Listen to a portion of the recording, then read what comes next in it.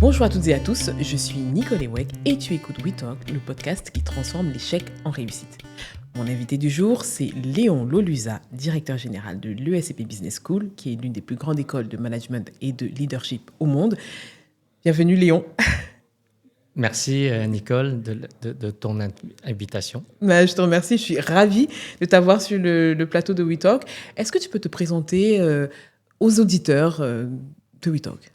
Donc, je suis Léon Loluza, donc ça fait 27 ans que je suis à l'ESCP, Oui. et donc je suis d'origine laotienne et chinoise. Et depuis près de 49 ans que je suis en France, Oui. donc j'ai eu cette chance-là, voilà, et donc tout mon parcours scolaire a été, établi en France. D'accord, très bien. En tout cas, We Talk, on parle d'échecs, de seconde chance, de résilience. Et dans cet épisode, nous allons parler de ton arrivée en France avec ta famille. Ce que peu de gens savent, c'est que vous avez quitté le Laos dans un contexte d'oppression, du fait que d'oppression politique, du fait que à un moment, tu as dit que tu n'étais pas fait pour faire HEC, et aujourd'hui, tu es à la tête d'une des plus grandes écoles de commerce au monde. Et en plus, tu as été fait médaillé de la Légion d'honneur. Donc, on va parler un petit peu de ce parcours extraordinaire qui est extrêmement inspirant. Mais avant de rentrer dans le vif du sujet, il y a un exercice à We Talk auquel personne ne peut y échapper. C'est que je présente mes invités à travers un conte que j'ai écrit rien que pour eux. Voilà, c'est la petite surprise. Donc, est-ce que tu es prêt à écouter ton conte ? Avec grand plaisir. Voilà. Donc, il était une fois un homme dont la passion, c'est l'apprentissage. Un homme qui consacre sa vie à comprendre le monde, à se comprendre lui-même et à transmettre. Sa maxime est simple mais puissante. Apprendre à apprendre. Et tout a commencé un matin calme dans une ville aux 1000 temples, à Luang Prabang. Le petit Léon naît dans cette ancienne capitale royale du Laos, au cœur d'une culture imprégnée de sagesse et de silence. Il aime passer son temps au pied des bonzes, les moines bouddhistes. Là, dans la chaleur du soleil levant, il apprend que le savoir ne se crie pas, il s'incarne. Il apprend que tout changement commence d'abord à l'intérieur. Ses parents sont des commerçants paisibles. Ils vivent modestement mais dignement. Mais un jour, des militaires arrivent et avec eux, un mot qui glace les veines, réquisition. Tout appartient désormais à l'État, leurs biens, leur labeur et leur avenir. Des réunions sont imposées, des séminaires où l'on parle de communautés, de collectifs de travail partagés. Ses parents n'ont pas à la foi marxiste et ce qu'ils ressentent, c'est une dépossession de leur essence. Alors ils choisissent. Ils choisissent la fuite, ils choisissent la liberté. Et une nuit, ils quittent tout. Maison, souvenirs, sécurité, et ne gardent que l'essentiel, la famille. Ils passent par la Thaïlande, rejoignent le frère aîné de Léon à Hong Kong, et de là, un rêve les guide vers la France. Son père parle la langue de Molière, et cette langue, ce pays, symbolise désormais une autre idée de l'espoir. La Croix-Rouge les accueille, et le 1er janvier 1976, la famille Loluza pose les pieds sur le sol français. La première chose que Léon apprend à dire, c'est merci. Ce mot devient un ancrage, une boussole. Merci à la vie, merci à la chance, merci à ceux qui tendent la main. L'intégration n'est pas facile, mais Léon est un enfant attentif, discret et curieux. Il observe, il apprend, il s'adapte et surtout, il découvre les mathématiques. Les chiffres lui parlent, ils lui rappellent les bonzes. Parce que dans les équations aussi, il y a de l'équilibre, il y a de la sagesse, il y a de la clarté. Il est brillant. Et lorsqu'il dit vouloir intégrer HEC, certains sourient d'un air gêné. On ne devrait pas rêver trop haut quand on vient de loin. D'ailleurs, quand sa proviseure lit son dossier, elle n'y trouve pas son potentiel, mais ses limites. Elle y voit un jeune serveur d'origine laotienne et barre son rêve d'un trait sec, HEC, utopie. Elle écrit ce mot sans savoir qu'elle vient de poser le premier obstacle sur le parcours d'un conquérant. Ce qu'elle ignore, c'est quand Léon vit encore l'enfant de Luang Prabang. Celui qu'on a initié à la patience et à la foi. Celui à qui on a appris que la seule vraie limite, c'est celle que l'on accepte. Léon contourne les barrières. Il prend un chemin de traverse. Licence, diplôme d'expertise comptable, doctorat en sciences de gestion. Il devient professeur à HEC d'abord, puis à l'ESCP. Il enseigne avec passion la comptabilité financière et le contrôle des gestions. Mais plus encore, il enseigne que tout savoir est une clé et que chaque clé ouvre une porte. Et lui, il les ouvre toutes. Un à un, il gravit les échelons à l'ESCP. Directeur académique adjoint, directeur des relations internationales, directeur général adjoint, et en juin 2023, Il devient directeur général de l'ESCP Business School, l'une des plus grandes écoles de management au monde. Il est aujourd'hui chevalier de la Légion d'honneur. C'est un homme d'écoute, de travail et de vision. Il n'a pas suivi la voie royale, il a créé la sienne. Et si l'on ferme les yeux un instant, on peut encore voir l'enfant assis au pied d'un moine dans une aube laotienne. Il est là, immobile, calme. Et dans ses mains, il ne tient rien, sauf la promesse de tout ce qu'il va devenir. Bienvenue dans We Talk Léon. Ici, on célèbre les chemins escarpés, les impossibles transformés en destinée. Et aujourd'hui, tu es chez toi. Raconte-nous comment on transforme les rêves en destin. Waouh, merci beaucoup. Parce que je suis très touché par vous parce que d'abord, trouver toutes ces informations qui sont très rares et puis aussi avec la façon dont tu le dis. Là, c'est un très grand honneur. Je ne sais pas si je mérite ça. Mais en tout cas, comme je dis, c'est un cadeau que j'offre à chacun de mes invités. C'est une photo, un instant T, moi, de ce que j'ai pu voir, de ce que ça m'a inspiré. Et je suis très heureuse de t'offrir ce cadeau. Merci beaucoup. Ma première question, Léon, c'est quelle est ta définition de l'échec? Ah, l'échec. Oui. L'échec, c'est toujours un apprentissage, en fait. C'est jamais... il faut toujours voir le bon côté des choses. Moi, j'ai toujours vu le bon côté, c'est-à-dire que l'échec, c'est comment on peut s'améliorer. Ça nous permet de nous améliorer, en fait. C'est là ce qui est important. L'échec nous permet de nous améliorer. Oui. On va donc commencer aux origines. On va voir comment est-ce que ton parcours fait de défis, forcément, a pu améliorer qui tu es pour devenir ce que tu es aujourd'hui. À 8 ans, vous quittez le Laos avec ta famille. Est-ce que l'enfant que tu es comprend ce qui se passe? Pourquoi il doit quitter ses copains, sa vie, ce qu'il connaît? En fait, moi, je me souviens, il y avait une guerre civile. Donc, oui. Et donc, le soir, je voyais les militaires chez nous, parce qu'en fait, on avait un commerce. Et puis, donc, les militaires venaient voir mes parents. Ils disaient, voilà, tout ce que vous possédez, ça va appartenir à l'État. Oui. Et puis, donc, il faut venir au séminaire, des réunions de rééducation, en tout cas, pour comprendre les nouvelles valeurs, en tout cas, de ce régime, etc. Et là, j'ai dit, OK, je crois que mes parents disent, je crois qu'il faut qu'on parte parce qu'il faut tout laisser et puis aller dans un pays beaucoup plus libre, en tout cas, etc.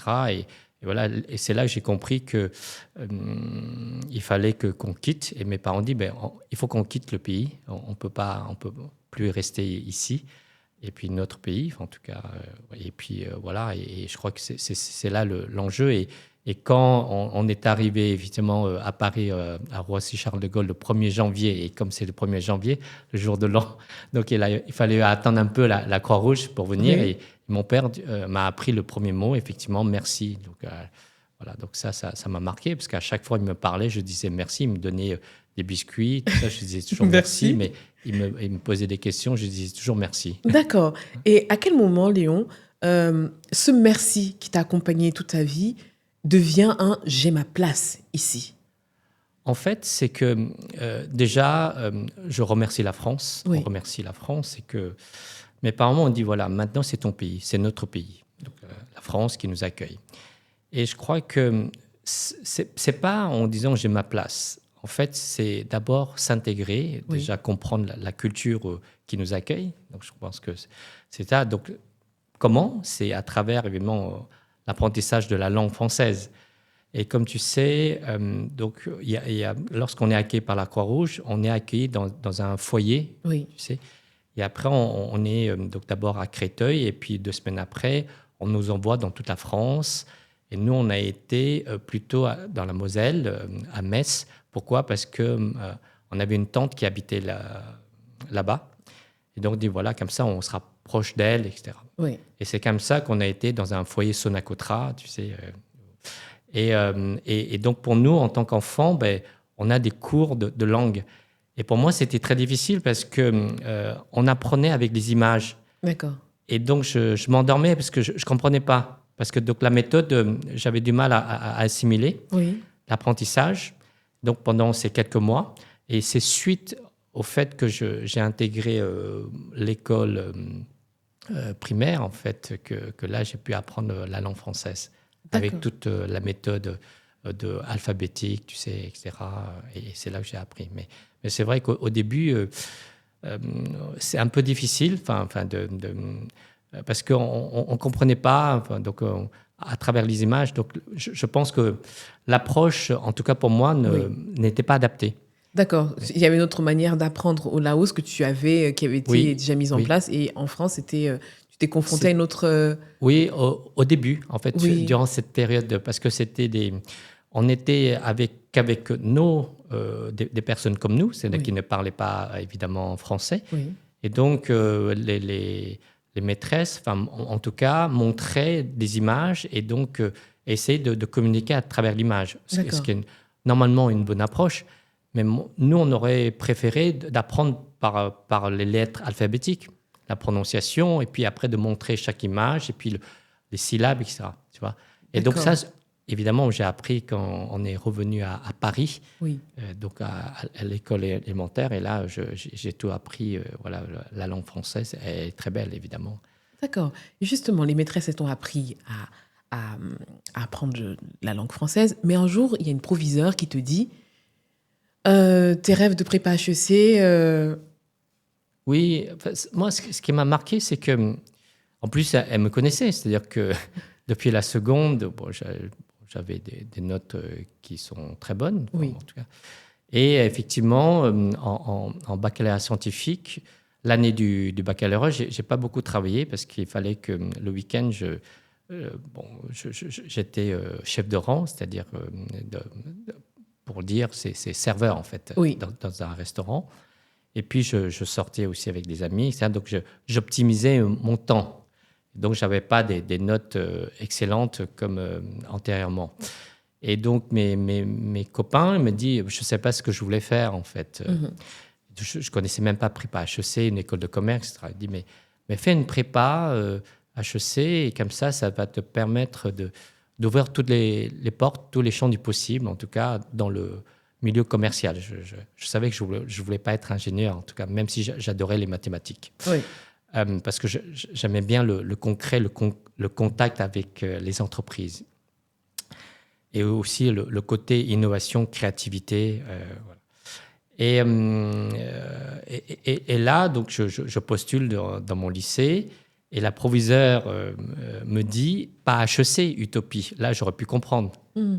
Parce que je ne visais pas du tout HEC par rapport à mon niveau. Je dis, mes amis, copains me disaient, mais tu peux viser au moins les 5 autres meilleures écoles de commerce, etc., par rapport au niveau qu'on avait à l'époque. Voilà. Et donc, je postulais et là, elle m'a dit, prépa HEC, Utopie. Et là, je me suis dit, mais de quel droit elle peut me dire ça? Parce que je connais mon niveau. Enfin, je veux dire, parce que je n'ai pas beaucoup travaillé, donc forcément, les notes se font ressentir. Et je me suis dit, bon, c'est pas grave, je ne vais pas faire de prépa HEC. J'irai à la fac, etc. Mais tu n'as pas envie de pousser, quoique à ce moment-là, c'est comment c'est la proviseure qui introduit les dossiers et oui, c'est ça, parce que qui donne en disant, est-ce que j'ai droit ou pas, voilà, et non, parce que donc, à l'époque, il fallait avoir des notes vraiment, au moins 16 de moyenne, en tout cas, là où je postulais. Et j'avais 14. Bon, voilà, j'étais pas... Bon. Et je n'ai pas insisté parce que je savais, ma capacité, en fait, c'est ça qui est important. En fait, il faut toujours croire en soi. Je crois que c'est là le message clé. Et je connaissais ma capacité. C'est-à-dire que comme j'aimais apprendre, etc., j'étais très curieux. Enfin, je suis toujours curieux. Et donc, mais parce que du fait que je devais faire beaucoup de choses, du coup, évidemment, les notes, et c'est normal, je veux dire, ça se fait ressentir sur mes notes. Et je me suis dit, non, je ne ferai pas. Et puis après, je vais bosser. Et je n'ai pas dit qu'un jour, je serai professeur HEC. C'est loin de là. C'est pas du tout mon intention. Exactement, ce n'est pas du tout mon intention. C'était pas, je veux dire, la vocation d'être professeur est venue plus tard. En fait. D'accord. Voilà, donc j'ai dit, OK, c'est pas grave, je ne vais pas faire. Puis je vais travailler, je vais à la fac, puis voilà. Et c'est comme ça que c'est vraiment par pur hasard que je suis arrivé dans une grande école de commerce. D'accord, donc en fait, finalement, entre guillemets, cet échec qui t'est imposé, qu'on t'impose au final, Ça n'a donc pas été... Parce qu'en général, quand on ferme des portes, moi, quand on m'a tellement fermé des portes, moi, ça m'a toujours frustrée. Je me disais, non, mais je vais réussir juste pour te prouver que tu avais tort. Toi, tu n'as pas eu un sentiment de revanche à prendre? Ça n'a pas été un moteur sur ton Non, parcours? non, c'est pour ça, parce que certains pensent que c'est une revanche. Oui. Ça m'a aguerri, etc. En fait, parce que c'est moi-même, en fait. Parce que je connais ma capacité. En fait, c'est ça que c'est important. Il faut toujours connaître sa capacité. Et moi, deuxième message que je veux partager, c'est que on peut toujours s'améliorer. Donc, on peut toujours progresser. Oui. Tout dépend de notre volonté. En fait, c'est là. Évidemment, après, cette volonté, c'est qu'il y a des sacrifices. C'est-à-dire qu'après, il faut beaucoup étudier, il faut aimer lire, dans le cadre des études, etc. Je crois que c'est là le point. C'est que moi, ma conviction, mon postulat, c'est qu'on peut toujours aller plus loin de ce qu'on pense. Il faut toujours croire en soi. Comment, pardon de te couper, Léon, Oui. d'où te vient cette confiance? D'où tu l'as prise et comment tu l'as musclée, si je peux dire? En fait, c'est à travers la curiosité. D'accord. Je crois que c'est là ce qui est un peu important. Depuis toujours, tu as été quelqu'un de curieux? Oui, je me souviens quand j'étais tout petit, Oui. j'étais toujours curieux. Et quand mes parents m'amenaient à l'étranger, je regardais par la fenêtre de la voiture qui nous amenait, le taxi, je regardais, je découvrais et je posais des questions. Je veux dire, est-ce que c'est comme si? Donc j'interprétais, c'est comme si, et je donnais les réponses, etc. Donc j'aurais pu être un très bon avocat, je veux dire, en termes d'argumentation. Oui. Et je crois que c'est ça qui est venu. Je crois que pour un enfant, c'est la curiosité qui est importante. Il faut toujours donner cette envie aussi d'apprendre. Tu vois, donc on apprend à travers la curiosité. Et je crois que c'est là ce goût d'apprendre. D'accord. Et donc cette confiance que tu as dû travailler, et comment tu as cultivé ta confiance en toi tout le long? Oui, en fait, c'est que la confiance, c'est pas une arrogance, en fait. Oui. C'est se connaître, en fait. C'est ça qu'il faut comprendre. Et c'est vrai qu'avec le bouddhisme, ça nous sert. Pourquoi? Parce que le bouddhisme, c'est se comprendre, comme tu disais, au niveau de l'intérieur. Je crois que c'est ça. C'est-à-dire, il faut comprendre sa capacité. Je savais que je ne pourrais pas faire telle étude parce que je n'avais pas cette capacité. Je savais, par exemple, pour le tennis que j'adorais, j'avais pas une corpulence musculaire qui me permettrait d'être vraiment dans le top 500 mondial. Oui. J'aurais pu être, comme mes camarades de l'époque, être dans le classement national, mais pas dans les meilleurs joueurs mondiaux. C'est pas possible parce que en raison de ma corpulence. Donc, je connaissais mes limites. D'accord. En fait, c'est ça aussi.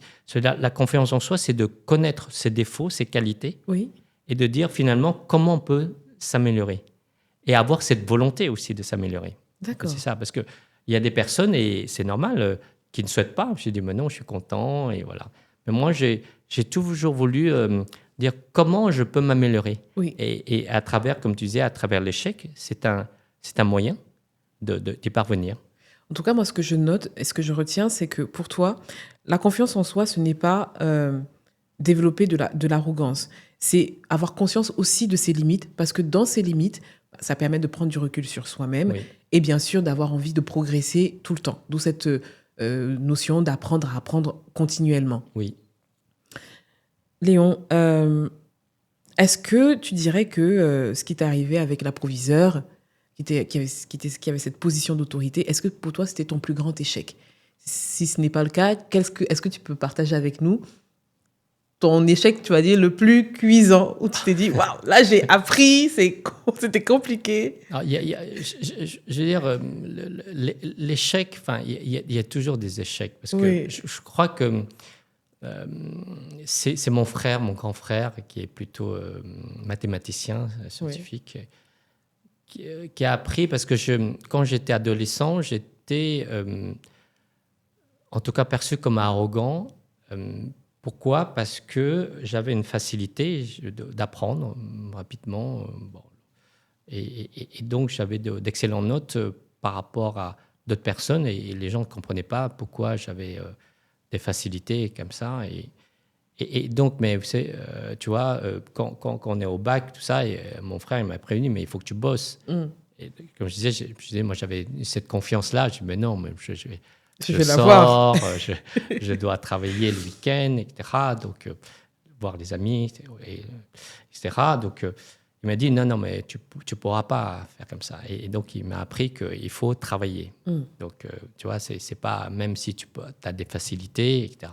Je crois que c'est ça. Et là, j'ai compris, ah oui, effectivement, dans la vie, il faut quand même travailler. Il n'y a pas de secret. Oui, On peut avoir des facilités, etc. Mais je crois que c'est le travail, en fait. d'accord. C'est ça. Et il y a pas un souvenir comme ça que tu as envie de partager avec nous? Tu te dis, là, quand même, Non, j'étais à deux doigts. non, tu sais, il y a beaucoup de... En fait, j'ai pas de souvenirs cuisants, en fait. Il y a beaucoup d'échecs dans ma vie, échecs sentimental, échecs professionnels, échecs, pas tout type d'échecs, d'ailleurs, de compétition de tennis, etc. Enfin, mais je regarde toujours ça avec philosophie. Oui. Et je dirais même, évidemment, sur le cours, on n'est jamais content. Non, C'est-à-dire, ah non, certainement pas. On n'est jamais content. Oui. Mais échec scolaire aussi, parfois les concours où j'ai pas réussi, etc. Bon, mais ça, quand je faisais à la Sorbonne, la première année, j'ai pas préparé, donc il faut à un moment faire une année préparatoire. Donc j'ai candidaté sans l'année préparatoire, donc forcément j'ai pas eu. Mais donc j'étais pas très content, mais c'est normal. Donc il faut se préparer. En fait, c'est ça. Je veux dire que il faut toujours se préparer à quelque chose. Oui. Et je crois que la préparation, c'est la meilleure arme, même pour l'improvisation. Comme tu sais, toi, tu fais de la musique. Lorsqu'on fait de l'improvisation, il faut travailler. s'entraîner. Ah oui, faut beaucoup, s'entraîner. énormément. Voilà. L'improvisation, elle est presque sans improvisation parce qu'on a beaucoup travaillé Exactement, dans le les secret. gammes. Oui. Je crois que c'est la même chose. Et c'est là que j'ai compris que le secret, c'est qu'il faut travailler. En fait, c'est là même si on a des facilités. Oui. Et aussi, ceux qui n'ont pas de facilité, ben, ils peuvent réussir avec le travail, en fait. Quelle est ta définition aujourd'hui de la réussite? La réussite, elle est passagère, en fait. C'est juste, elle n'est jamais une destination. C'est D'accord. juste un voyage, en fait. Parce que la réussite, elle nous permet de progresser, en fait. Oui. C'est là, parce qu'il ne faut jamais dire que, voilà, moi, mon but, c'est d'atteindre ça. Non. Tout le monde a des aspirations pour faire telle ou telle chose, ou des ambitions, ce qui est normal. Moi, c'est de dire, voilà, qu'est-ce que je peux... pour moi, la réussite, c'est aussi lié à l'épanouissement. Donc, comment je peux m'épanouir, en fait. C'est là ce qui est important. Donc, d'accord. Il y a des gens, quand ils arrivent au sommet, ils perdent pied. Ils perdent pied parce que, je ne sais pas si c'est un manque de préparation, justement, parce que c'est en parlant de préparation que j'ai pensé à cette notion de réussite. Ils perdent pied, ils sont déconnectés de la réalité et on se pose parfois, moi en tout cas, je peux parfois me poser la question de savoir si la réussite ne peut pas être finalement une occasion de chute pour quelqu'un qui ne s'est pas assez préparé. Je ne sais pas si tu comprends un peu ce que j'essaie de dire. Comment donc on peut se préparer à réussir, à être ferme quand le succès arrive? Comment ça se prépare? En fait, le premier point, c'est que, bien sûr, on est content de... Là, on a atteint, je veux dire, donc lorsque tu parles de la réussite. Oui. Mais pour moi, ce n'est pas une réussite au sommet. D'accord. Pour moi, il n'y a pas de sommet, en fait. On a atteint un point et puis on est très content, évidemment. Oui. Donc, c'est là... Deuxième élément, c'est que souvent, effectivement, c'est qu'on voit dans la littérature même managériale, on appelle ça le hubris. Tu sais, donc on perd pied parce que on devient arrogant, on pense qu'on a beaucoup de pouvoir, etc. Et donc on perd pied et puis on perd le terrain parce qu'on n'a plus le temps de voir les choses. Et on pense que tout ce qu'on dit, on a raison, etc. Et donc, en fait, pour cela, on a des amis, les collègues, la famille. Je crois que c'est là qui nous dit, attention, reste soi-même ou Oui. toi-même. Oui. Je crois que c'est ça qui est important. C'est-à-dire que je crois qu'il faut rester soi-même. Et je crois que c'est là, et en disant que la réussite est une étape, un Oui. voyage, jamais une destination. Et qu'on peut toujours encore progresser. Pas pour atteindre un sommet. Oui. En fait, c'est pour atteindre soi-même notre épanouissement. Je crois que c'est là qui est important. D'accord. Tu sais, dans le bouddhisme, on parle du nirvana, c'est-à-dire être en état d'éveillé. Où on dit, voilà, on est qu'en état éveillé, ben là, du coup, tout notre esprit sortent de notre corps physique pour aller s'évader, etc. Et je crois que c'est là moi, j'aime beaucoup cette métaphore parce que ça nous permet de dire bah, c'est l'épanouissement en fait qu'on D'accord. cherche. C'est pas la réussite. Je crois D'accord. que C'est pas celle qui se voit, que les autres non, voient elle n'est pas nécessairement. matérielle, Oui. elle n'est pas au niveau de la fonction, au niveau du titre, mais en fait, c'est par rapport à soi, à son épanouissement. Est-ce qu'on est heureux ou pas? En fait, c'est là Est-ce que ça nous donne encore la passion, Oui. l'envie? D'accord. En tout cas, c'est une belle définition. Et finalement, c'est une quête, si je t'écoute bien. C'est quelque chose qu'on recherche toute sa vie. Et toutes ces choses, finalement, un petit peu matérielles qui brillent selon la société, bah, c'est des étapes juste, peut-être, qui jouent un rôle dans cette quête d'épanouissement. Tout simplement, si je comprends.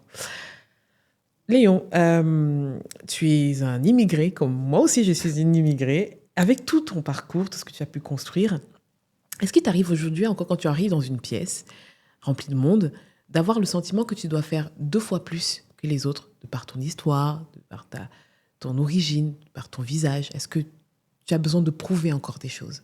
C'est pas de prouver, mais je pense que tu as raison. Donc, au début, j'ai ressenti ça quand j'ai commencé à travailler. Oui.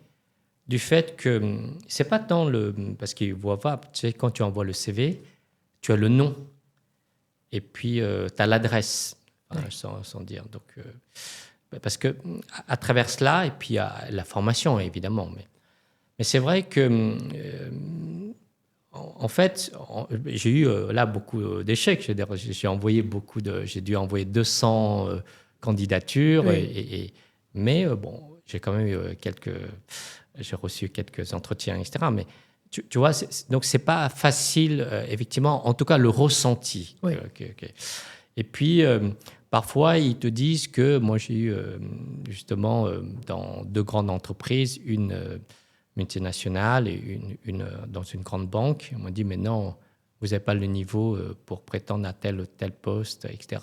Plafond de verre. Oui, parce que, premièrement, parce qu'à l'époque aussi, en fait, il y a des codes sociaux. Donc, je n'avais pas les codes sociaux pour bien parler. Et puis, par exemple, dans cette grande multinationale, Oui. c'était une Américaine. Elle me disait, mais Monsieur Loluza, vous ne serez jamais manager chez nous. Alors, au moins, elle a la transparence, l'honnêteté de me dire les raisons. Oui. Et elle me dit, mais lorsque je vous parle, vous ne me regardez pas les yeux dans les yeux. Oui, parce que moi, en tant qu'asiatique, avant, oui. nous, on n'aime pas, parce que quand on regarde les yeux dans les yeux, c'est un peu un affrontement, en fait. Ah, et donc, d'accord. moi, je faisais comme ça. Donc, je faisais un biais comme ça. Donc par exemple, comme ça, tu vois, je ne te regardais pas, ou je fais comme ça un peu, tu vois. Parce que pour te respecter, en fait. Oui, d'accord. Et puis, deuxième chose, quand je lui répondais, je répondais pas d'une manière ferme, déterminée. Ok. Et donc, je dis peut-être, voilà, donc je donnais ce type de message. Donc, je n'étais pas sûr de moi. C'est pas que je n'étais pas sûr de moi, mais c'était avec une réponse de politesse. D'accord. En fait. Donc, c'était ma politesse. Oui. Et donc, quand je lui serrais la main, je n'osais pas lui serrer d'une manière ferme. Alors qu'on aime bien, c'est parce que si on dit qu'on vous serre la main pas d'une manière ferme, ça veut dire que vous n'avez pas de charisme, vous n'avez pas de force, oui. voilà, d'énergie, etc. C'était pas du tout, c'était pour la respecter. En fait, parce que dans certaines cultures, c'est cette manière de faire. D'accord. Et donc, elle ne comprenait pas ma culture, en tout cas que j'étais, et que je ne connaissais pas les codes sociaux que je devais avoir pour cette entreprise. D'accord. Et donc, elle m'a dit, ben non, vous ne serez jamais chez nous, manager. Wow. Donc, c'est intéressant. Et donc, du coup, j'ai appris évidemment, avoir ses codes sociaux. Oui, Et c'est pour ça que dans chaque pays, il faut comprendre les codes sociaux du pays. Parce que pour respecter, oui, pour que les gens vous comprennent, pour que finalement les personnes ne fassent pas une mauvaise interprétation de vous-même. Tu vois, c'est ça que je crois que tout c'est à assez fait. important. Tout Et c'est à pas fait. parce que tu n'es pas capable, Oui, c'est parce que je pense que... Et c'est pour ça qu'à l'école, nous, on apprend à nos élèves ces différences interculturelles et avec ces codes sociaux, il faut bien comprendre cela. Tu vois, donc, mais c'est tellement intéressant ce que tu dis. J'allais justement en venir à cette question un peu plus tard, mais c'est l'école nous enseigne à avoir des diplômes. Mais elle ne nous enseigne pas, elle ne nous apprend pas à affronter le monde du travail, avec ses codes, avec ses enjeux, ses jeux de pouvoir. Comment, à l'ESCP, de quelle manière est-ce qu'on on challenge, on forme les étudiants pour ils puissent affronter ce monde professionnel, justement? oui, l'école, c'est d'abord une école de la vie. Oui, Et donc, ça veut dire qu'il n'y a pas que l'aspect académique. Et c'est pour ça que je vais relier avec l'épanouissement. oui, Moi, j'appelle ça l'épanouissement global. Pourquoi ils veulent intégrer une grande école de commerce, donc l'ESCP, et nous, on prône depuis plusieurs années l'épanouissement global. L'épanouissement global, c'est d'abord, on vient à l'école pour, évidemment, le savoir, les connaissances, les compétences. oui, Moi, j'appelle ça l'aspect académique. Donc, l'épanouissement intellectuel, tu vois, d'apprendre. Deuxième chose, c'est l'épanouissement professionnel. oui, C'est-à-dire, finalement, comment correspondre tes passions, tes centres d'intérêt avec les métiers possibles. oui. Donc ça, grâce à notre carrière service, elle va orienter, etc., l'élève par rapport à ses passions. Troisième élément, tu as aussi l'épanouissement personnel. Tu vois, donc personnel, c'est à travers les associations étudiantes. À l'ECP, on a une centaine d'associations à Paris. Donc là, tout type d'association pour justement progresser sur les codes de la vie. D'accord. Et créer des amitiés, mais aussi des projets, etc., qui vont permettre qu'on est beaucoup plus résilient et aussi de comprendre les différentes facettes. Et dernier épanouissement, moi j'appelle ça l'épanouissement physique. Aussi bien la résilience mentale, tu vois, et aussi la résilience physique. Tu sais, on est un peu comme des athlètes d'entreprise, tu sais. Donc, par rapport aux athlètes qui font de la compétition sportive, eux, ils vont se préparer très difficilement et après la compétition et avec une période très courte finalement en termes de carrière. Alors que pour nous, pour toi, moi, c'est en moyenne 40 ans. Oui, Donc, il faut toujours être éveillé, tu vois, il faut toujours avoir la bonne énergie, etc. Donc, il faut bien se préparer à cette résilience physique et mentale. Et donc, en fait, c'est là où on apprend pour l'école de la vie, c'est qu'il faut à la fois comprendre quelles sont les compétences requises, les connaissances nécessaires, les savoirs, mais également les attitudes, oui, les comportements à avoir, et donc à travailler avec les autres, de ne pas être tout seul. Tu vois, c'est ça. oui, Donc, oui. donc, il y a tout cet apprentissage, à la fois à l'école, aussi dans les entreprises, à travers les stages notamment. Voilà. Et je crois que c'est et aussi le partage d'expérience des professionnels qui viennent à l'école pour donner cela. Et je crois que c'est comme ça on acquiert la maturité D'accord. OK. professionnelle. D'accord, très bien. En tout cas, moi, j'aurais aimé avoir ça beaucoup plus jeune avant d'entrer dans le monde professionnel. Justement, quand tu as été nommé, par ton parcours, on peut dire que c'est véritablement l'incarnation de la diversité dans les hautes sphères de management. Est-ce que, de quelle manière ta nomination à la tête de l'ESCP a donné une nouvelle impulsion dans la manière avec laquelle on dirige, on recrute, on forme? Moi, je crois profondément, à travers mes prédécesseurs, on a toujours été très collectif, Oui, humaniste. Alors maintenant, c'est vrai que c'est la première fois qu'on nomme un directeur général d'origine asiatique au sein de l'ESCP. Et donc, à la fois, j'essaie de perpétuer cette continuité de l'humanisme au sein de l'école, Oui. et aussi ce côté collectif. Et moi, j'essaie d'introduire le concept d'harmonie. En fait, harmonie avec soi-même, harmonie avec les autres et harmonie avec la nature, en fait. Donc, c'est toujours travailler sur l'humanisme, que l'école a toujours eu ça, et mes prédécesseurs ont vraiment impulsé dans cette voie-là, et l'esprit collectif. Oui. Et donc, l'esprit collectif, l'humanisme, et puis ce côté harmonie. C'est-à-dire comment, finalement, écouter et de contribuer ensemble à travers cette harmonie. Mais il faut toujours être harmonie avec soi-même, Oui. avec nos propres valeurs, nos propres convictions, harmonie avec les autres et harmonie avec la nature. Je crois que c'est cette vision, pardon de dire un terme, dans le jargon que nous, on utilise, c'est une vision holistique, tu vois, une vision d'ensemble. Voilà. Je crois que c'est ça un peu ma façon de voir les choses. D'accord. OK. Justement, aujourd'hui, on est dans un monde où on devrait avoir cette harmonie avec la société, avec les autres, avec soi-même. Mais ça va vite. Il y a l'IA, il y a les réseaux sociaux, tout va tellement vite. Comment est-ce que, à ton avis, on peut aider les jeunes à aimer encore l'effort, l'apprentissage, la patience, dans un monde où on a l'impression que il suffit de poster deux, trois choses sur les réseaux sociaux et en un clin d'œil, on devient célèbre? Oui, ça c'est... En fait, c'est là où on peut devenir célèbre, effectivement, mais on peut aussi tomber très vite. Ah oui, ça, et donc, c'est le revers. Je crois que c'est là où il faut faire attention, c'est-à-dire que pour durer, c'est avec le travail. C'est-à-dire, grâce à votre capacité, tu sais, moi j'appelle ça des compétences folles, une compétence ou une personne qui est assez unique, donc elle est passionnée, qui permet d'aller vite, etc., et de montrer, comme tu dis, pour les réseaux sociaux, d'être visible très rapidement. Mais après, c'est de durer. En fait, c'est là où... Donc, la durée, c'est le travail, en fait. Il n'y a pas de secret sur ça. Donc, en fait, c'est sur ça. Donc, il faut travailler sur ça, cette capacité à apprendre.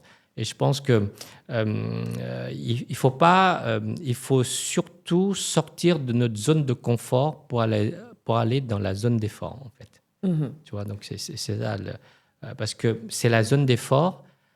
Alors, ceci étant, la zone d'effort, pour certains, ça peut être ressenti comme la zone d'effort, mais si tu es passionné, ce n'est plus un effort, tu vois. En fait, il faut toujours lier avec la passion. Et donc, c'est pour ça que le travail doit être lié avec la passion.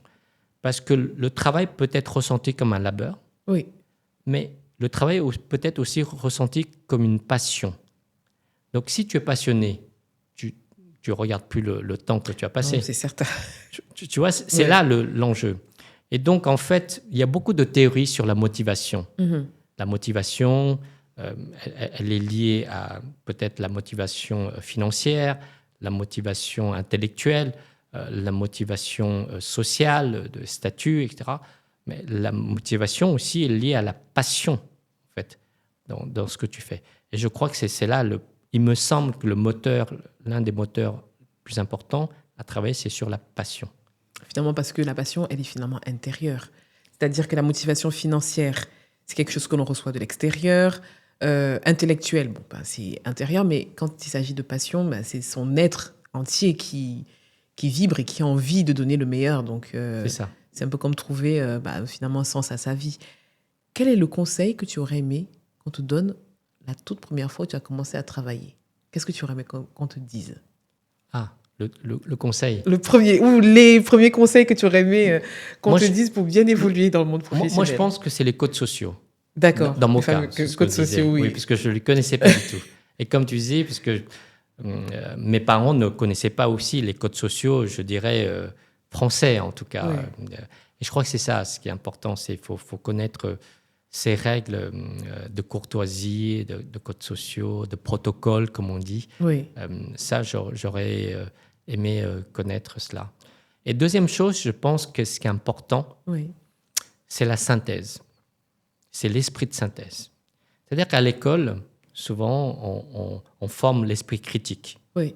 ce qui est très bien. En revanche, c'est l'esprit de synthèse, c'est-à-dire qu'on forme bien l'esprit d'argumentation. Et tu remarqueras souvent, on dit donc, donc, donc. Oui. Tu remarqueras que les Américains, ils disent très, très, très rarement donc. Ils ne disent pas therefore. OK. Ils disent peut-être and, mais ils ne disent jamais. Et tu remarqueras dans la démonstration, et même moi souvent, je dis donc. Parce que on veut argumenter.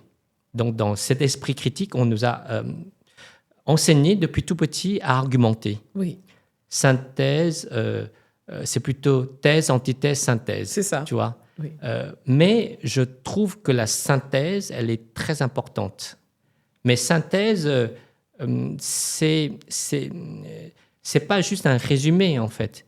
C'est selon toi, qu'est-ce qu'il faut retenir? Et dans la synthèse, c'est pas dans l'argumentation, encore une fois. Oui. Parce que parfois, dans la synthèse, on essaie encore d'argumenter. Oui. Tu vois.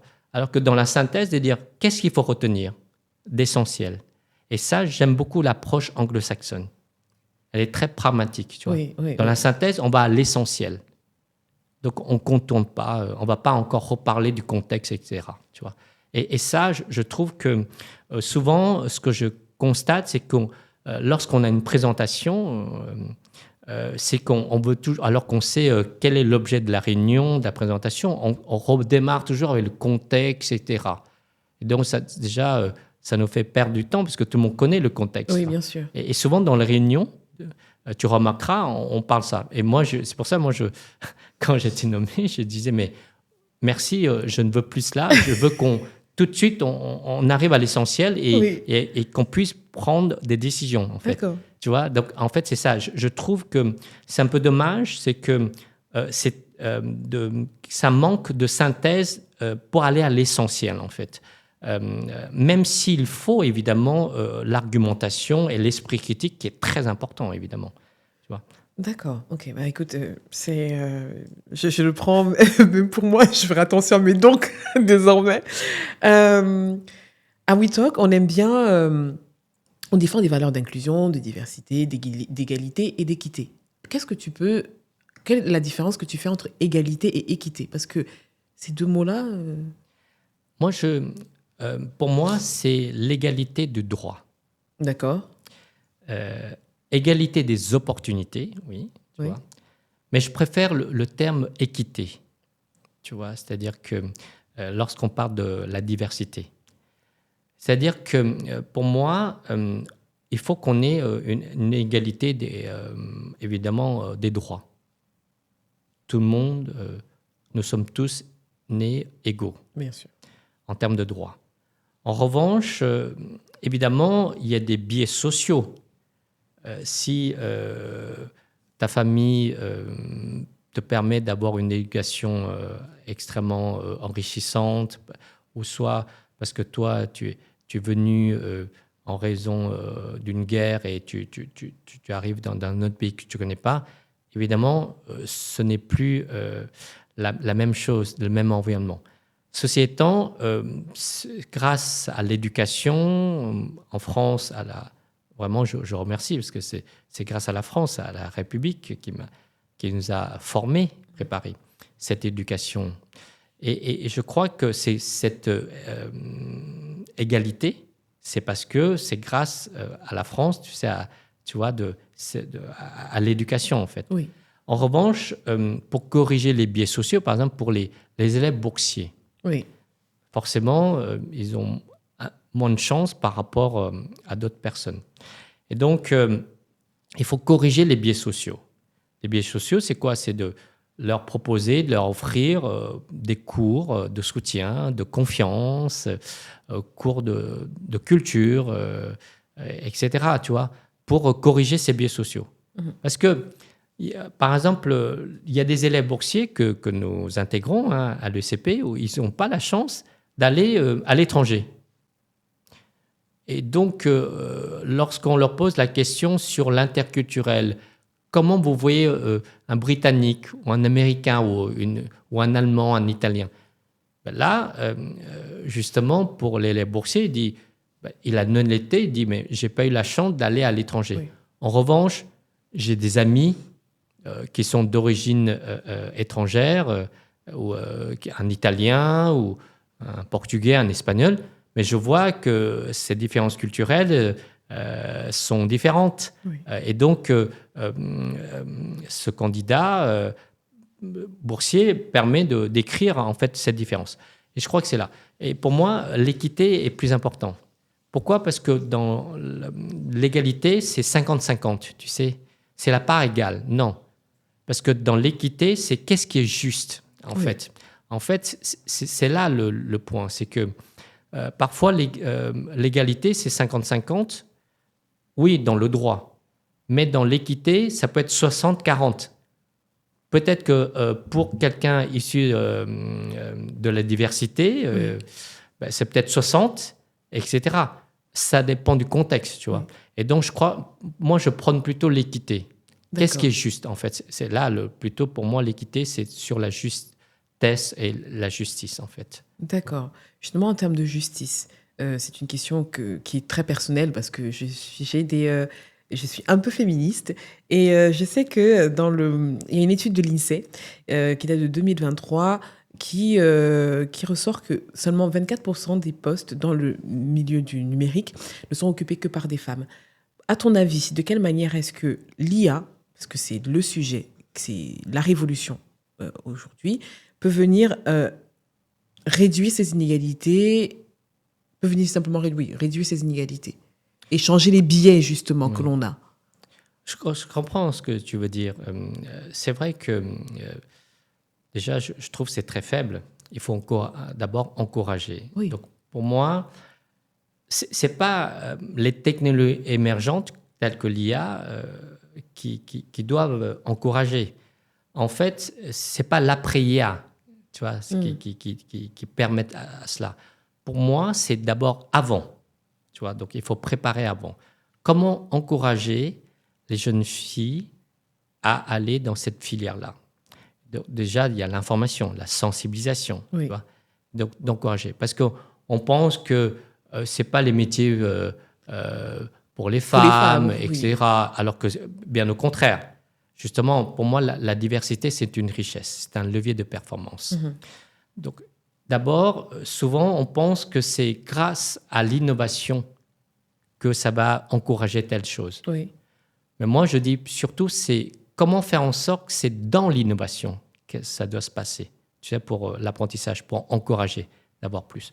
Donc, concrètement, c'est, par exemple, à l'ESCP, nous, c'est de dire que on encourage nos jeunes étudiantes à aller dans cette voie-là. D'accord. Donc, même à avoir plus de confiance. Donc, on a des ateliers de coaching pour les jeunes étudiantes pour faire des carrières, notamment dans la finance, dans la technologie, etc. Donc, il faut encourager. Deuxième chose, il faut se préparer. C'est-à-dire bien sûr. Préparer pas uniquement dans l'utilisation, mais dans la création. En fait, c'est là. C'est-à-dire qu'il faut que les femmes, et ça, c'est une richesse, puissent dire, c'est pas savoir utiliser l'IA ou maîtriser l'IA, c'est savoir comment, après, créer l'IA, comment réguler l'IA, comment l'orienter l'IA. C'est ça qui est important pour moi. Être dans une position plus de conception et de stratégie. Oui, d'initiative. D'initiative. Et pas d'être utilisatrice, tu vois, c'est ça. Oui. Et donc, c'est ça que nous, on encourage à l'ESCP. C'est-à-dire les femmes, évidemment les étudiants aussi, mais tout le monde. Et je crois que c'est ça qui est... Et là, ça va faire changer les choses. Et je crois que... je veux dire, pour moi, ce n'est pas imposer qui est important. C'est surtout encourager. Tu vois ? D'accord. Parce que tu peux faire la discrimination positive. Oui. Tu vois, c'est-à-dire encourager, mettre des quotas. Parfois, il faut, parce que comme les taux sont tellement bas, tu vois. Mais pour moi, en parallèle, surtout, il faut travailler depuis les jeunes âges. Donc, l'accessibilité, en fait. Là, le point, pour moi, c'est que l'accessibilité, c'est important. C'est-à-dire que il faut encourager comment les technologies émergentes peuvent être utilisées pour justement améliorer notre société, etc.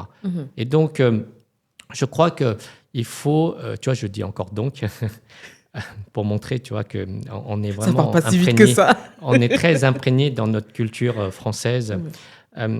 Et en fait, c'est qu'il faut travailler sur cela et de bien préparer depuis le jeune âge, je pense, à l'utiliser. Donc, l'accessibilité, c'est effectivement, c'est dans les écoles élémentaires pour travailler sur ça.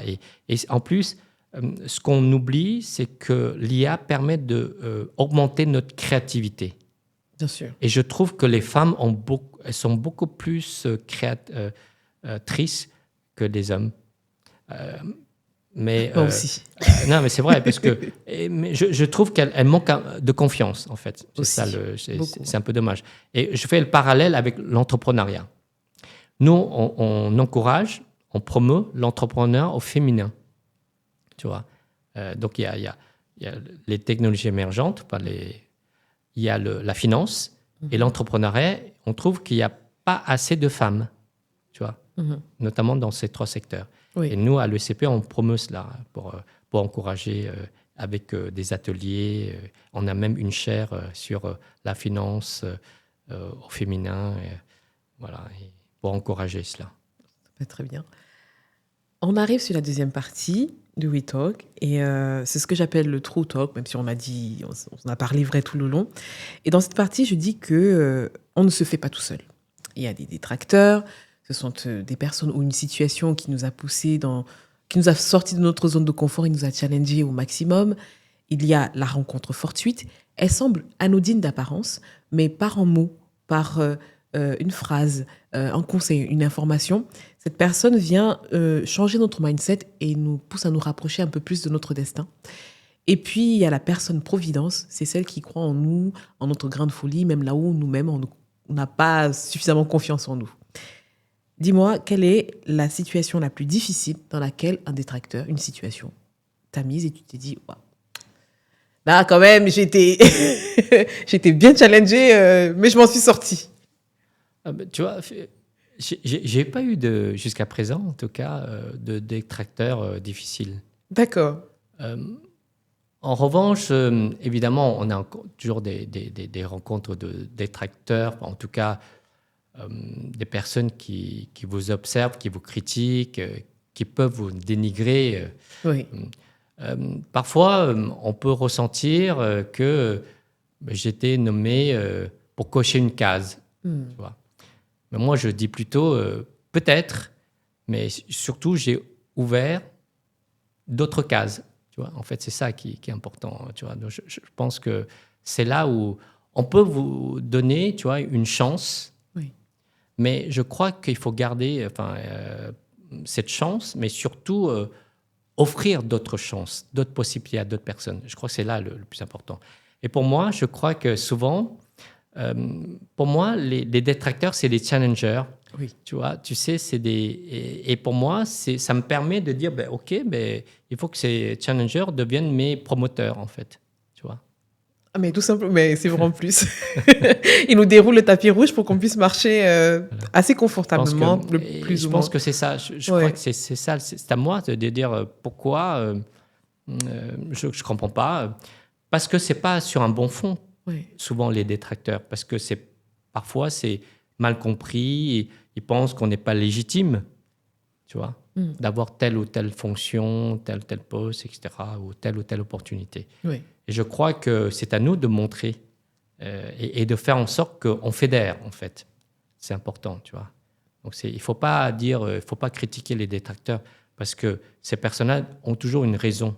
Bien sûr. Et puis, pour dire. Sans eux, on ne peut pas se challenger, on ne peut pas évoluer au final. C'est Exactement. La difficulté normale d'un parcours de vie vraiment très, très normal, très basique.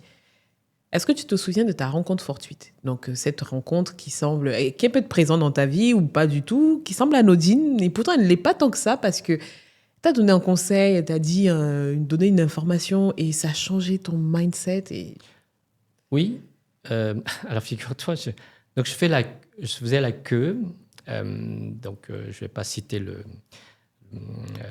magasin d'électroménager. Oui. Et puis devant moi, il y avait un dirigeant d'entreprise très connu,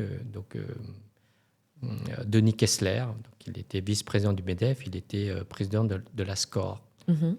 Donc je l'ai reconnu et donc je lui dis, mais vous êtes monsieur Kessler? Il dit oui, oui, etc. Ben, vous avez bien fait, vous avez osé me parler. Donc, c'est marrant parce que j'étais un peu dans la timidité, tu sais ce que je disais, parce que les Asiatiques. Et donc là, j'ai compris que finalement, dans les codes sociaux, il faut oser Oui. parler. Et j'avais pas de peur, de crainte, etc. Je parlais comme pour... c'était un dirigeant que je respecte, mais simplement, tu vois. Je crois que c'est ça, j'ai eu un déclic. J'ai dit, ah oui, d'accord, mais finalement, les grandes personnalités, etc. J'ai toujours eu, tu vois, après cela, de dire, ben, je respecte ces grandes personnalités, mais je parle simplement comme de personne à personne. Et je crois que cette sincérité, il me semble que les personnes, les grandes personnalités, évidemment, apprécient. Juste par cette phrase, ça a switché dans ta tête. Oui. Waouh. Oui. Oser. Oser. D'ailleurs, il y a une phrase de, je ne sais plus quelle, c'est une écrivaine britannique qui dit « Tant que tu n'auras pas osé demander, la réponse sera toujours non ». Une façon de dire, si tu ne parles pas, si tu dis rien, bah c'est toi qui te sera imposé ton non, Oui. c'est pas Oui. quelqu'un d'autre. La personne providence, c'est peut-être le moment de dire merci à quelqu'un. C'est cette personne qui croit en toi, qui voit le grain de folie, parfois tu n'en as même pas conscience, et qui t'ouvre la porte, une porte sans rien attendre en retour, mais il te l'ouvre, ou elle te l'ouvre. Est-ce que tu sais qui c'est? Ah, mais j'en ai eu beaucoup. D'accord. J'en ai eu beaucoup, beaucoup. Et c'est cette chance-là, tu vois. Le hasard, c'est que elle crée des rencontres. Oui. En fait. Et je crois que j'ai eu beaucoup de belles rencontres. Donc, j'ai eu beaucoup de mentors, tu vois, si je peux dire comme ça, à tous les échelons de ma vie professionnelle. Oui. Et c'est vraiment au cours de mes études, qui ont croit en moi. Moi, même très loin, au niveau du collège, Oui. je me souviendrai de toute ma vie, donc, qui croyait en moi, ce professeur de mathématiques au collège, au 5e. Il a écrit, bon, j'avais d'excellentes notes, mais parce que j'avais cette facilité de comprendre et d'apprendre vite. Et là, ça m'a marqué à vie, parce qu'il a dit, mais Léon, il pourra réussir tout ce qu'il entreprendra, s'il souhaite faire. Donc, toutes les études qu'il mènera, il pourra le faire. Et là, ça m'a surpris. Je dis, mais comment il peut dire ça Et là, je dis, mais c'est très, ça m'a touché. Je dis, mais il peut tout faire ce qu'il veut parce que il a cette capacité. Je dis, mais pour moi, moi, je crois en moi, mais quand même pas ce point. Oui, parce qu'il faut avoir la modestie quand même. Oui. Tu vois, donc ça m'a marqué. Tu sais, Oui. comment il a pu, parce que il était professeur de mathématiques sur plusieurs années, pas que, tu vois. Et donc, il me connaissait. Et ça, j'étais surpris, en fait, de cela. Et après, j'ai eu des mentors. Évidemment, celui qui m'a accompagné, c'est mon prédécesseur, Franck Bournois. Franchement, en 2014, moi, en totale transparence, je lui ai remis ma lettre de démission. Oui. D'accord. Oui, parce que je dis, mais parce que j'étais en charge du développement international. Oui. Et je dis, voilà, je comprends. Donc, la première fois que je le vois, je remettais à ma démission. Je dis, mais je comprends que vous souhaitez nommer une nouvelle équipe, vous venez d'arriver. Non, laissez-moi un week-end pour réfléchir, etc. Et voilà, il a dit, non, on va travailler ensemble, puis on va voir. Et c'est lui, il m'a beaucoup accompagné en termes de leadership académique et aussi de trouver mon style de leadership. C'est-à-dire de croire en moi et d'avoir beaucoup plus confiance en soi, même si j'avais confiance en moi au niveau intérieur, mais pour montrer au niveau extérieur, quoi. Et de cette capacité à oser davantage. Tu vois. Oui. Et moi, je le remercie parce qu'il m'a beaucoup appris sur l'aspect académique aussi. Et puis là, très évidemment, récemment, c'est notre président de l'école, Philippe Houzet. Là, il a vraiment, il me challenge. Pour moi, c'est comme un père spirituel, tu vois. Oui. Il me donne beaucoup de conseils. Il me dit ça, c'est bien, ça, c'est pas bien. Et je trouve que c'est comme ça qu'on progresse, en fait. Voilà, et je crois que j'ai beaucoup de chance. Donc, j'ai eu beaucoup de personnes comme ça qui m'ont vraiment accompagné euh, au cours des rencontres. Certains, ils sont tous... en fait, je les vois encore et ils sont devenus des amis, en fait. D'accord. Et je crois que c'est ça. Je trouve que la vie, elle est belle. C'est-à-dire que on fait beaucoup de rencontres, en fait. Oui, oui. En tout cas, on dit merci à toutes ces personnes Oui. pour le parcours que tu as eu et qui t'accompagnent encore aujourd'hui sur ton chemin. On arrive à la dernière partie. J'ai 3 dernières questions. Quel conseil tu donnerais à toute personne issue des minorités, visibles ou invisibles, et qui doutent encore de leur place dans la société?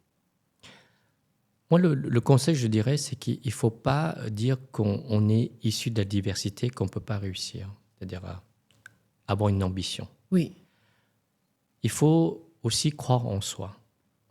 Et de pas regarder, il faut d'abord regarder le travail, en fait. Il faut dire qu'on va réaliser une mission, quelque chose. Pas dire c'est pour le titre ou ça, ou parce que je n'ai pas ce titre-là alors que je fais plus. C'est pas grave parce qu'il y aura des personnes qui verront que vous avez mieux réussi que d'autres, pas parce que vous êtes issu de la diversité, mais parce que vous avez réalisé des choses. Et je crois que ça, c'est important. Il faut bien comprendre. Et là, les gens vous reconnaîtront. Et tu as raison, peut-être qu'on peut travailler beaucoup plus que les autres oui, au début. Mais c'est pas grave. C'est-à-dire, il faut toujours avoir ce fort intérieur, cette énergie d'apprendre. Donc, et là, je fais la transition, c'est apprendre à apprendre. oui. Il faut toujours apprendre à apprendre, avoir cette curiosité. Et surtout, on apprend de tout et de tous. Je crois que moi, j'apprends de toi au cours de cette émission. On apprend de nos collègues, on apprend tous les jours de la vie, de nos amis, de notre famille. Et je crois des livres aussi, évidemment, de tout. Et je crois que c'est ça, il faut apprendre à apprendre. Et plus on apprend, Oui. plus on va avoir cette envie encore de continuer d'apprendre. Et plus on va apprendre beaucoup plus vite, tu vois, et mieux. Tu vois, donc, je crois que c'est ça qu'il faut. Il faut toujours avoir le côté positif Oui. des choses.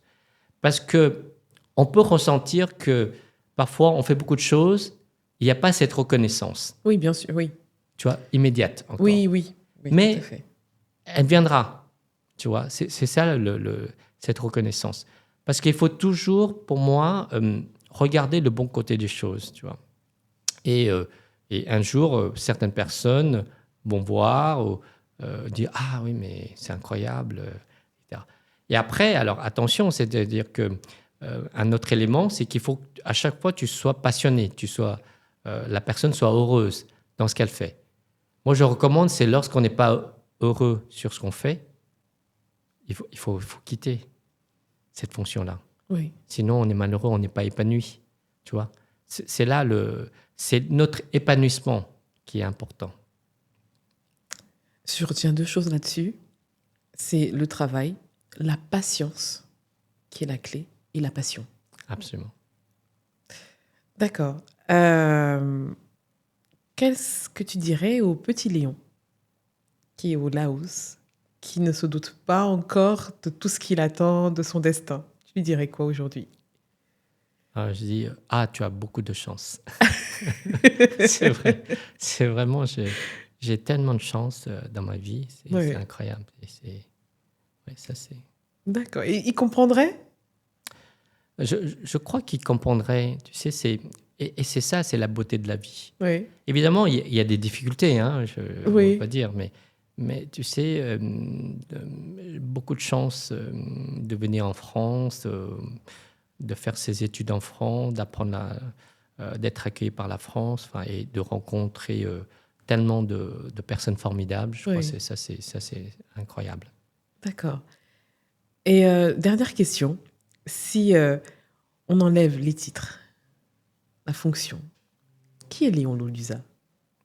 On enlève tout, tout ce qui peut impressionner aujourd'hui. Qui es-tu?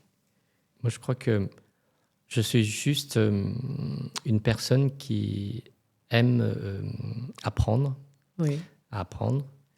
écouter et avec les autres, et puis toujours de faire en sorte qu'on puisse avancer ensemble.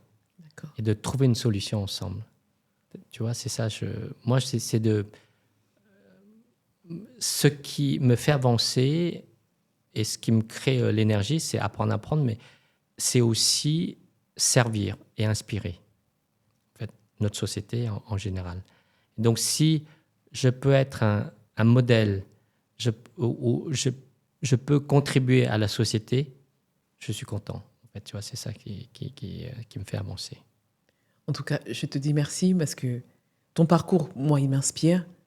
Des parcours comme le tien donnent envie de se dépasser, de se dire que peu importe ce que l'on vit aujourd'hui, peu importe ce que l'on traverse, quand on a un rêve, quand on a une envie d'épanouissement, j'utiliserai tes mots, il faut avancer, il faut travailler, il faut être patient, il faut avoir de la passion. Je te remercie, Léon, pour ce moment de vérité, de sincérité. Tu m'as appris beaucoup de choses et je repars avec ça et j'espère pouvoir utiliser ces clés que tu m'as données, que tu as données également aux auditeurs de WeTalk pour pouvoir avancer dans ma vie, dans mes rêves, dans mes objectifs. Comment tu te sens s'il fallait... pourquoi est-ce qu'on écouterait cet épisode? Tiens, tease l'épisode, tu peux regarder la caméra. Merci, chère Nicole. Je trouve que ton émission est formidable, WeTalk, parce que tu permets de donner à l'invité toute la sincérité et aussi de partager finalement son expérience et avec toute l'honnêteté. Et je crois que c'est ça, c'est que l'expérience, elle est multiple. Et je crois que c'est ça que ton émission est formidable parce que ça permet de montrer que c'est possible. Et moi, je dis toujours, impossible n'est pas français. Exact. Et voilà. Et je crois que grâce à ton WeTalk, cela permet cela. Merci beaucoup. Merci à toi pour ce moment. Vous avez écouté cet épisode, j'espère qu'il vous a inspiré comme moi. Retrouvez la communauté WeTalk sur Instagram, sur LinkedIn, sur TikTok. Et bien sûr, cet épisode est à retrouver sur toutes les plateformes de podcast, YouTube, Deezer, Spotify, Apple Podcasts, partout. Et je vous dis merci et à très bientôt. Bye bye.